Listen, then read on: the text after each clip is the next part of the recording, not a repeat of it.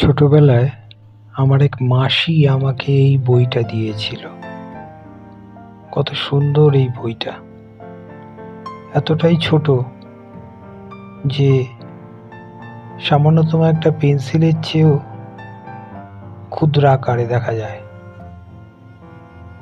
আজ প্রায় ৩০-৪০ বছর পরে যখন এই বইটা দেখছি, তখন ভাবছি সেই সময়েও মুদ্রণ শিল্প কতটা উন্নত ছিল, কতটা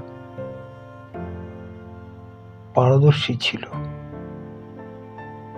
আর এই বইটা আজও গল্পের বই পড়ার প্রতি আগ্রহ বাড়িয়ে তোলে, অথবা গল্পের বই যে আমাদের পড়া প্রয়োজন সেই কথাটা বারবার বলে দেয়।